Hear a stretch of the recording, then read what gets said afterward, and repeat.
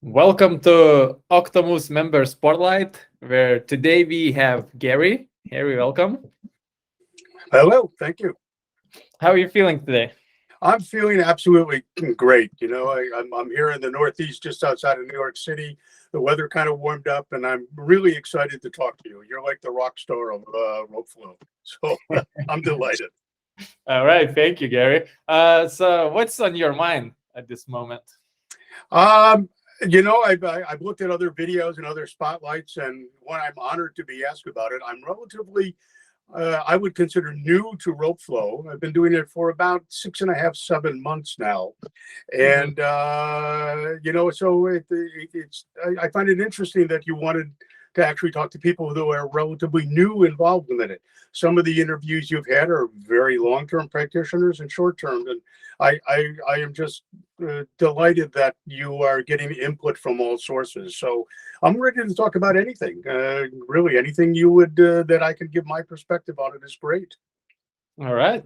Yeah. So the reason I picked it up like different kind because usually the shortest period of time the person was flowing was I think 2 weeks that we Mhm. talked. There was already pretty great insights that person had it. So this is kind of awesome, and it doesn't matter how long you're flowing. There's different parts of the journey, and people have different kind of lessons in Mhm. that. So yeah, that's it's not an important thing. And in this community, half a year or more, I believe it's quite long because overall it's pretty new thing in the world. So I, it's I not. will tell you that one of the things that I was considering talking about with you from my perspective is that the whole idea about learning rope flow through the use of videos and not in-person training is something that at least people from my generation, I'm retired now, I'm 68 years old, that's relatively new. I know that the situation that the whole world went through with the pandemic and being very much online, things kind of changed the dynamics of everything. And this is just an outcropping of that. And it's interesting. I've never really learned from videos before. I've done a lot of physical activity. I don't know if you look at my profile, I've been a Tai Chi practitioner for about 30 years. And that has always been in group or one-on-one settings, and this is new. It's interesting for me to do that, and because you had mentioned the community is relatively small worldwide, there's not a lot of group dynamics that I can get involved with. In fact, I'm the only person I know generally around me that does it. And I get a lot of questions when I do it in the park, but there's no organization around it that I can go to a class or something except online. So that's a different feel for me to learn. Oh yeah, I bet. And like even back home, I used to have like a classes every week, but in the surf camps for Mhm. like people who coming to learn the surfing, and it's really great tool to explain a lot of things about the surfing and about the learning at all. So how we are learning. So what interests me actually, how was your experience learning online? Because that was something new for you. Well, I'm a retired banker, so I come from a very strategic and strict, goal orientated, result orientated, analytical world. And that has always conflicted me because I've never really been that, focused on analytics, but I guess I am an analytical person. So I really enjoy breaking down elements and learning them piecemeal. And I Mhm. remember when I first saw rope flow on a social media platform, and I went, wow, this looks pretty interesting. I really want to do this. Uh, and I when I bought the rope and got the rope and then signed up for your preliminary classes, you have a remarkable ability to break down each individual move very precisely, and I so enjoyed starting that way. that, and in fact, even in my routines today, I still do a warm up from the very first lesson that I ever saw from you, which is the single-handed overhand going into the propeller, doing crossbody into the underhand. I still do that religiously for both the dominant and non-dominant side for about 20 minutes before I even start, because the fundamentals were so important to start with. And that to me really set me off. I look forward when I start my rope flow routine of doing that. So, that's a tribute to you that, Thank you. there's a lot of information online about rope flowing, and the ones that I've looked at, none of them have the breakdown the way you do it. That makes it simple, precise, direct, easy to follow. Maybe not easy to accomplish right away, but certainly from a analytical standpoint, you break it down to make it easy to begin with. Thank you. Awesome. Well, it's a motor skill, and each of us learns it differently. And sometimes we just need to have it breaking down. Certain lessons I actually don't break it out intentionally, because there's also a reason that people could start looking and identifying what's happening within the movement. Mhm. What things we notice, what's important for them if we want to learn certain motor skill. And this is the lesson in itself. Some people actually are frustrated about. I got many comments at some lessons that's like, why you cannot explain it? And it's like, well, I would be robbing you from a lesson. I completely agree with you on that. And most often when I'm trying to achieve a new movement or a new maneuver. For example, right now I'm working on dragon hug, Mhm. and even though it's a pretty simple move, my intellectual and my brain gets in the way for me so often.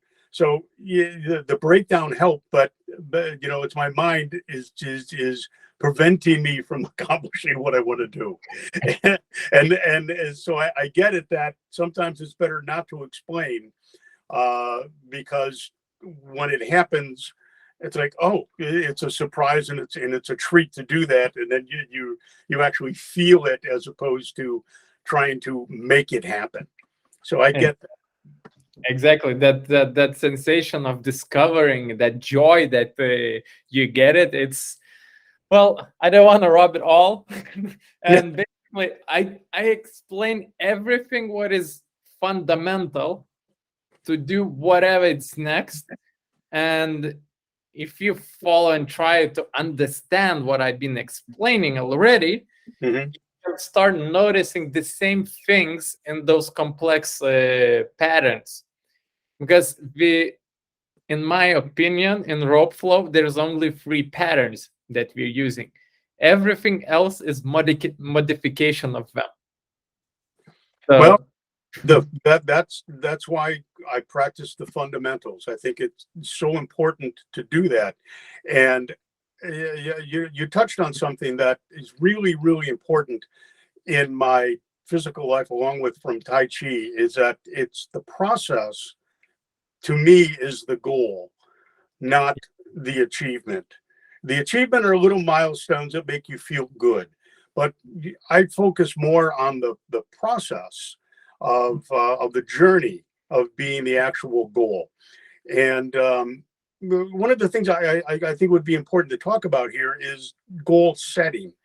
On because each individual, when we start a new activity, we have something in mind we want to get out of it. yes. And I look at goals a little bit more subtle, I think, than most people look at goals.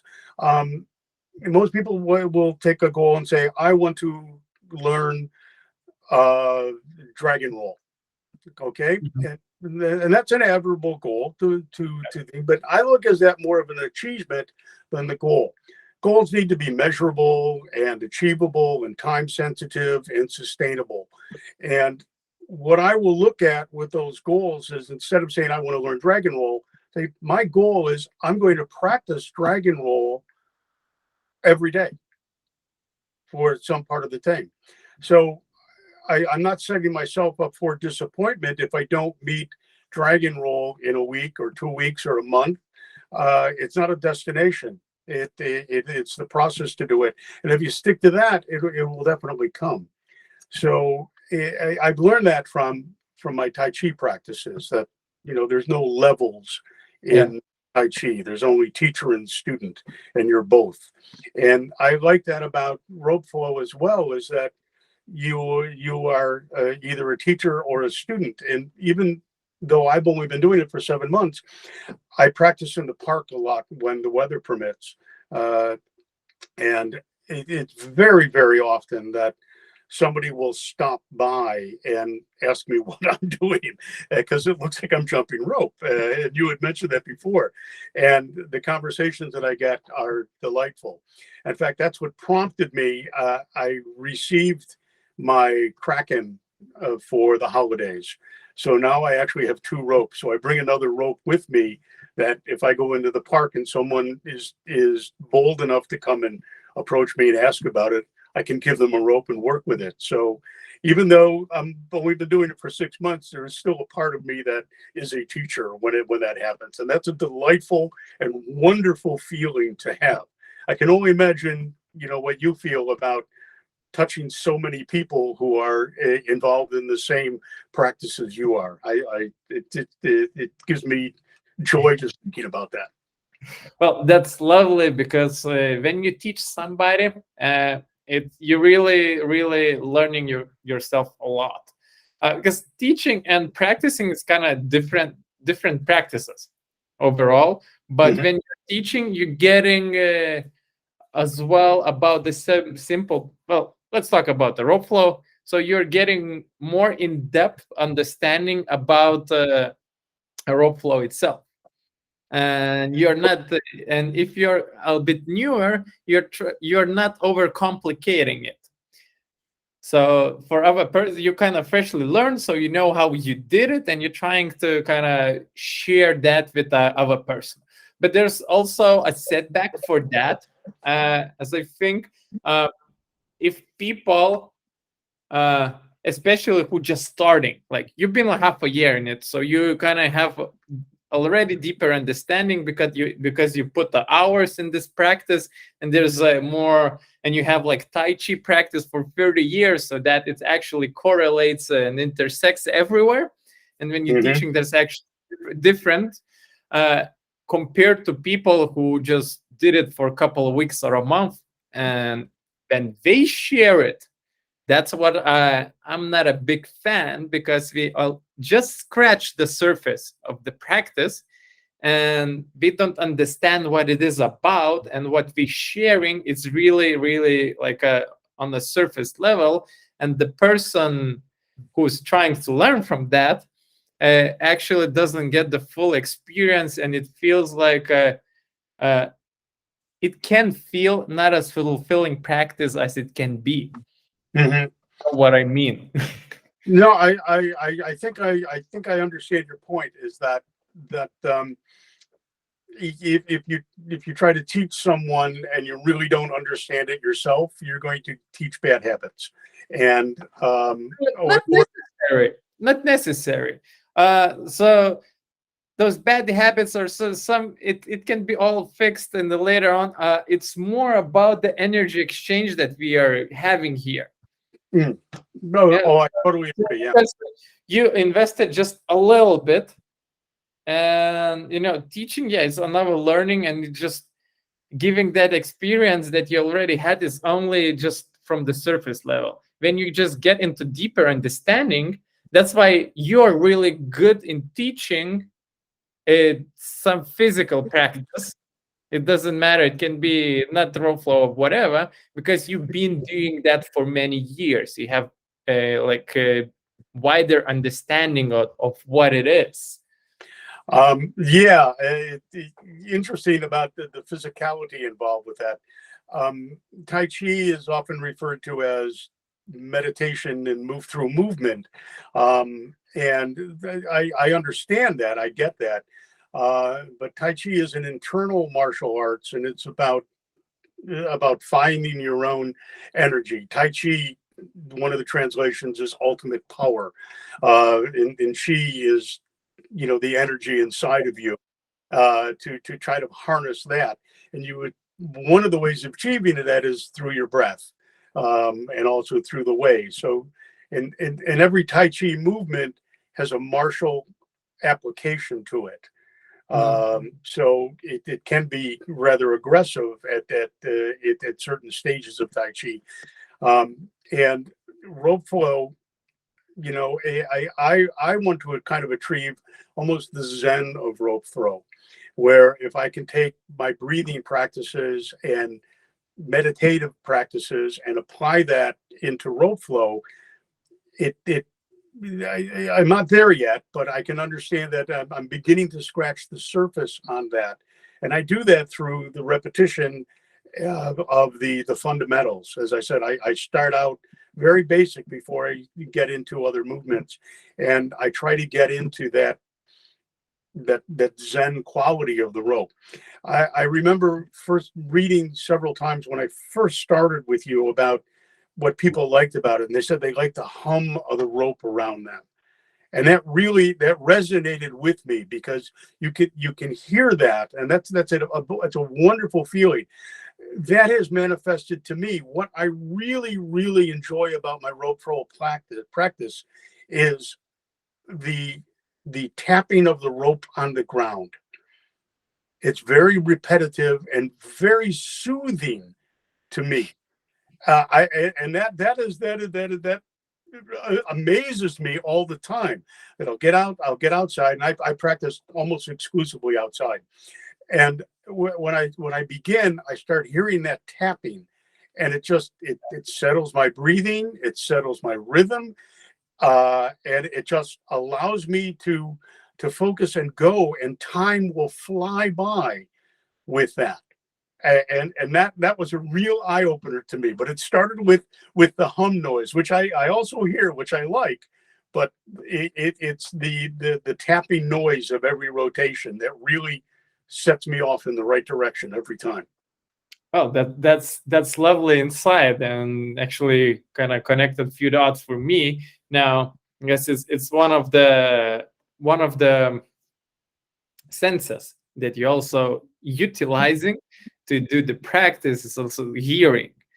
Where you're hearing through the ears, but you can also see through the ears, you can hear through the eyes and hear through the body, and all of that connects it and draws some sort of picture in your head. This is really lovely thing. I love hitting the ground with the rope, and I've been thinking about that, how to actually kind of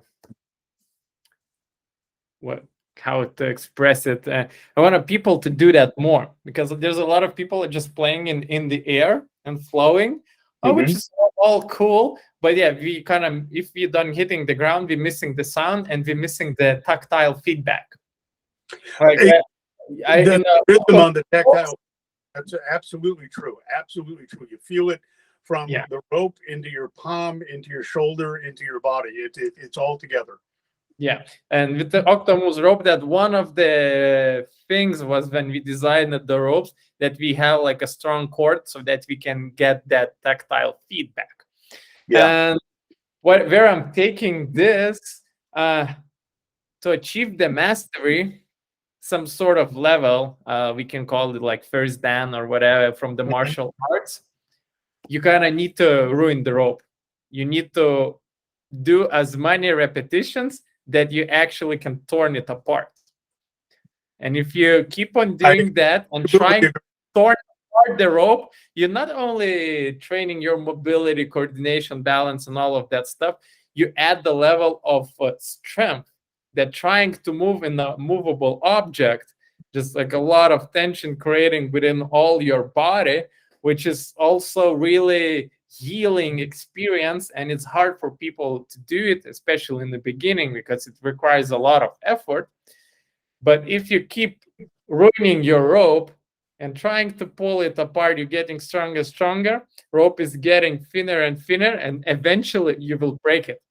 And that's my ultimate goal with the rope.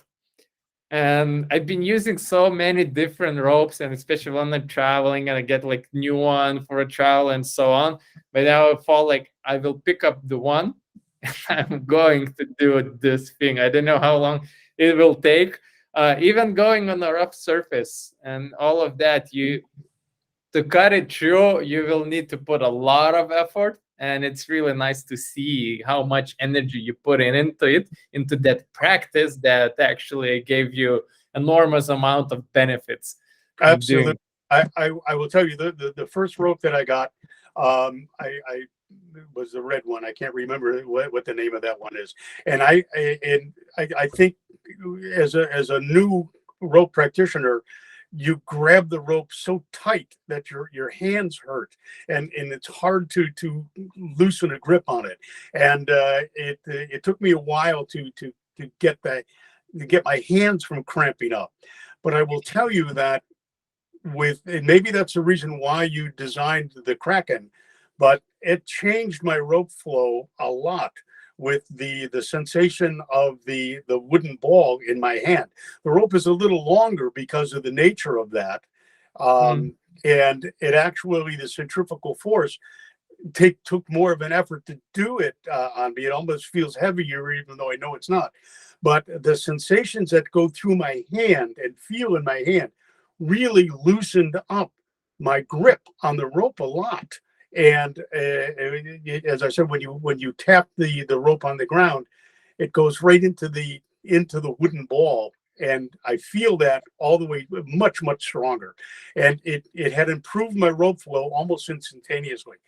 Um, the my dragon rolls were always a little bit sloppy mhm. with the length of the rope, with a little bit heavier, with the tactile sensation.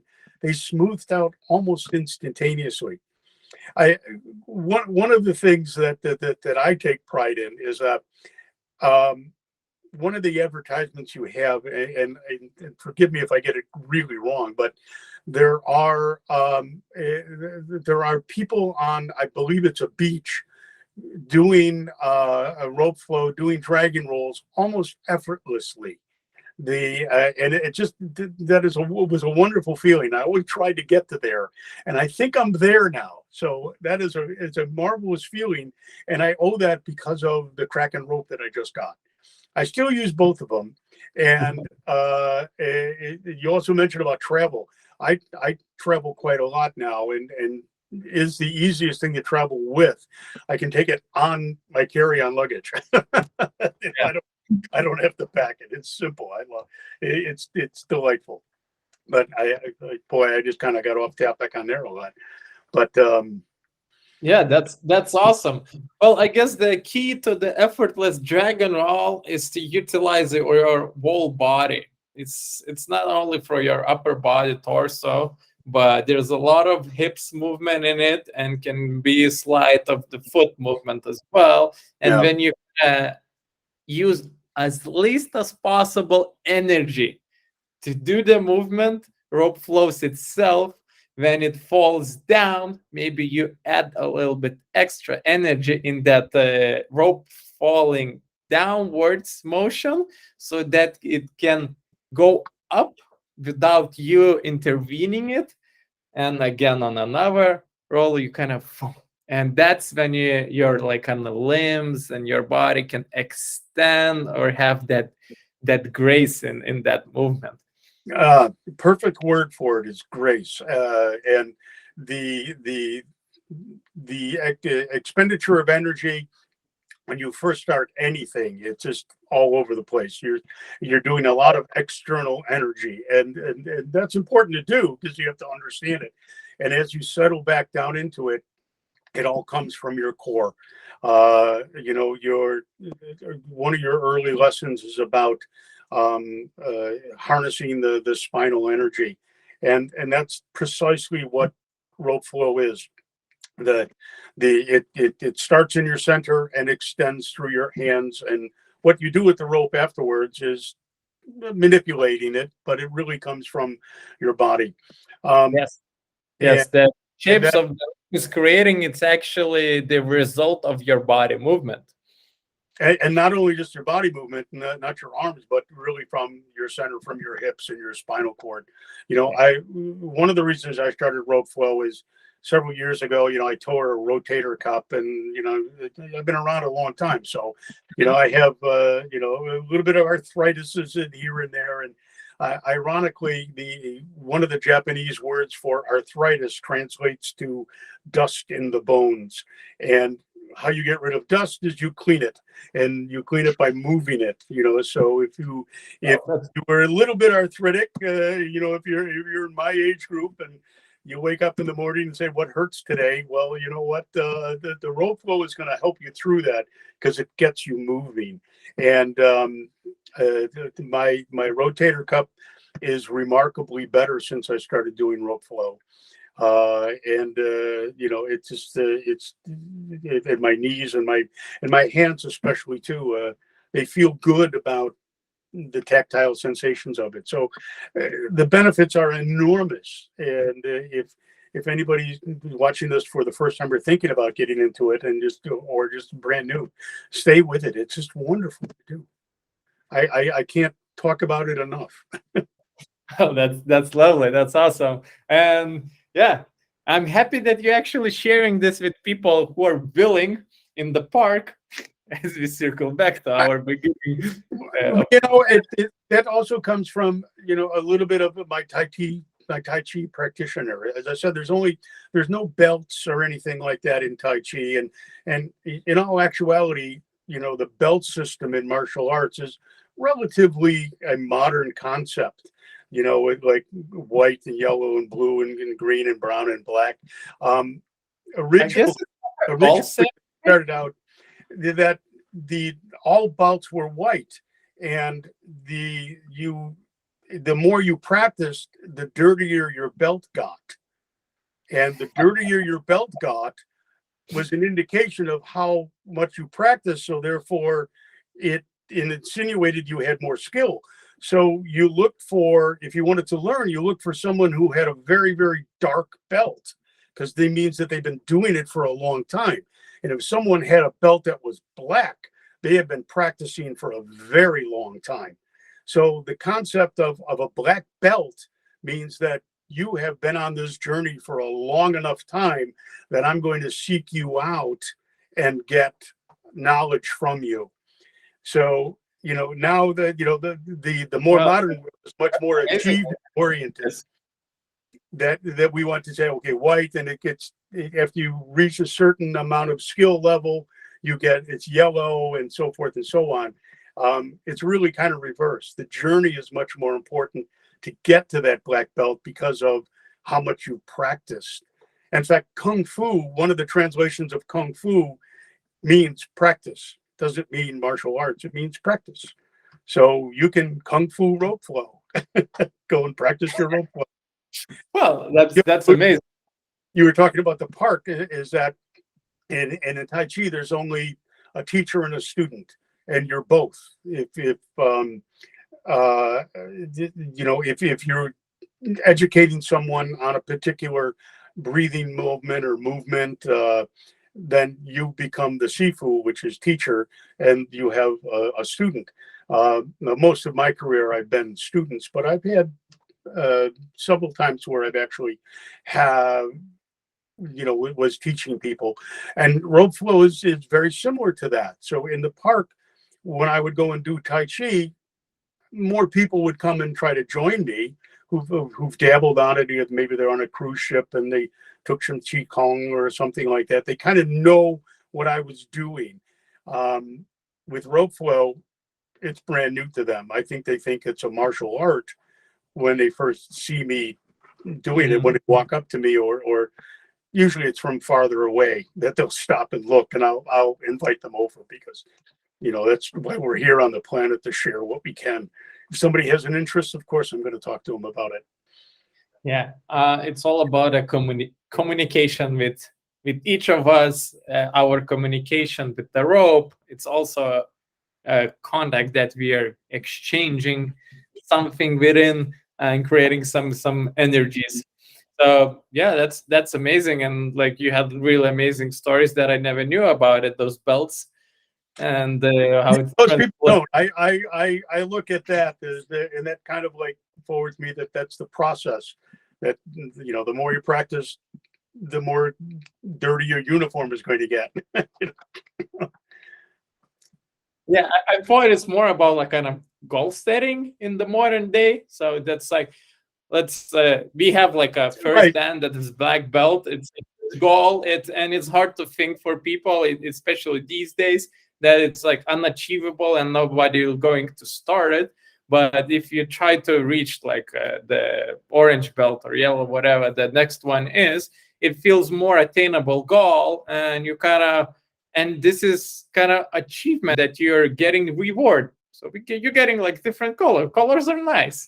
So Yeah, I in that agree. way, it's like in modern day, it kind of keeps you going, and it's like, okay, there's kind of certain levels, different colors, but and eventually, yeah, we don't want to have dirt in these days. Yeah, so that's why we get like eventually the black belt that actually shows that we put an effort and we walk through those steps. I wouldn't disagree with that. And again, my difference is subtle. Achievements and rewards are absolutely important for our societal norms that we have right now. You need to have those in order to keep going. What I get concerned about with achievements and goals is that if you reach that, it may also give you an opportunity to stop. Where if I focus on the journey and I get my reward, I'm very, very pleased. Oh, in my career in my Tai Chi, I've done some things that I'm incredibly proud of. I look back at it today and I realize the process that got me there was much more important than any accolades I may have gotten. And at the time, that my focus was different. If I got an award for part of Tai Chi was push hands, which is a combative form of Tai Chi. I was pretty good at it in my younger days, and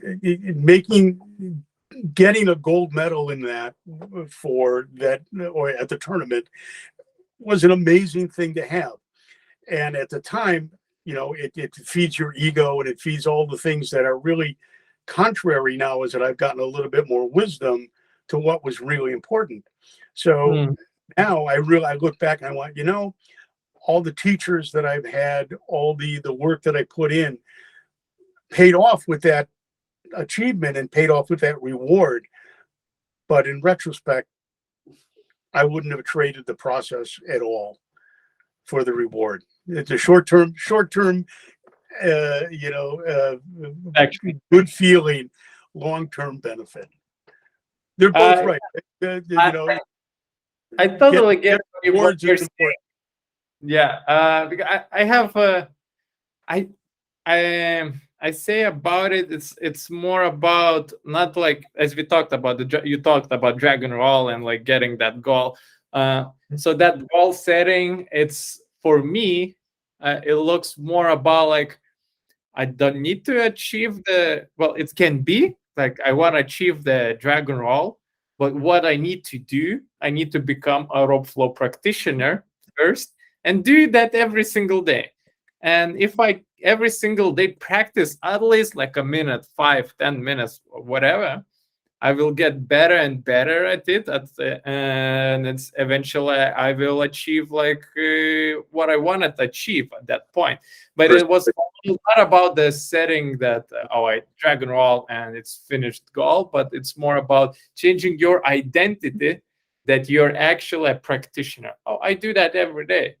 And in the consistency, if you do that consistently for a long period of time, you will achieve great results. And I heard somewhere somebody was saying that if you do something for 18 minutes every single day for a year, you will be in top 5% of people who doing that. Well, I would believe that. I mean, persistence and is the key here. Yeah, and I agree with 100% with everything that you say. And wow, I mean, when in perspective, if you think about that, if that holds true, and I believe it is, 18 minutes a day, is basically sitting down and having a cup of coffee. I mean, it's really a short period of time to dedicate to something, and that's wonderful. I'm going to incorporate that into my thought process. I like that a Yeah. lot. It's we know that, but what's the hardest thing is to break that inertia and start doing it. Inertia is starting, absolutely. I have a son that is gets up and goes to the gym almost every time, and he'll come back from the gym and he'll go. I said, well, how was your workout? And he goes, well, and he hems and haws. And I said, that's not important. I said, you got up and you got there, and you got there. Getting out the door is the hardest thing to do. And that's what I got to tell you. What I like about rope flow is that it's pretty easy to do that. You don't have a lot of excuses to get in your way of, oh, I can't do this today. Well, wait a minute. I just got to step in my backyard, or if you have, a room inside to do it, it doesn't take a lot of effort to begin. And once you start, it flows. Another thing what I like is because I have like ropes everywhere, and at home we just tossed in some corners. What is cool about it, because you can do any movement, but when you see the rope, it's like, okay, I will pick it up for a minute or so. So I keep mine laying around for exactly that reason. Just if I see it there, it's easy to pick up. I don't have to put on anything or change clothes or whatever. I can just have it right there. Eliminating as much friction as possible. Yep. You want to eliminate all that. It hits all of the right moments of to do it. I hope more people do. I hope it gets big enough that if I'm in the park, someone comes and says, "Oh, I have my rope. Let me join. Let's practice together." I would love that to happen. Maybe this summer it might. I mean, it's becoming more and more popular, and that's my wish for you. Yeah. All right, Gerry. So, what one piece of advice that you can give to us? A piece of advice? Yeah. My advice, since I think people are who are probably watching this are in the forum. So my advice would be that just do it. Once you start, it has an energy that has its own life. And if you get to the point where I don't want to stop anymore, in the middle of your routine, it's like, I'm not watching the clock or anything. That's probably a place that you want to be. You need to keep at it. And yeah, you'll hit yourself, which I do. I still do. But those are learning experiences. If I'm flowing and I'm whacking myself in the back of my head, I'm doing something wrong, and you can focus on that. Or if I'm hitting my foot, on the left side, I'm not turning enough. So diligence and persistence. I don't know if that's advice, but it works. And you know what else? We haven't talked about this at all. It's absolutely fun. It really is fun. Yeah. There is a fun. There is a side that is just so delightful to do that anything else that I've ever done. I call it my giggle factor. I get that in certain things. I like kayaking. I like bicycling, and when I do that, I get a freedom and a giggle factor. It makes me giggle that I'm doing something that you know, I'm 68 years old and I'm feeling like a kid. That's a wonderful feeling to have. Oh yeah, I bet you. I love that feeling as well. And with this wonderful note, Gary, thank you. Thank you for accepting my invitation to have us a chat. That was real pleasure. You bet. Thank you again. I am delighted, and I hope anybody listening to this, they can get something out of it, because I certainly did. Thank you. Thank you all, and may the flow be with all of us. Terrific.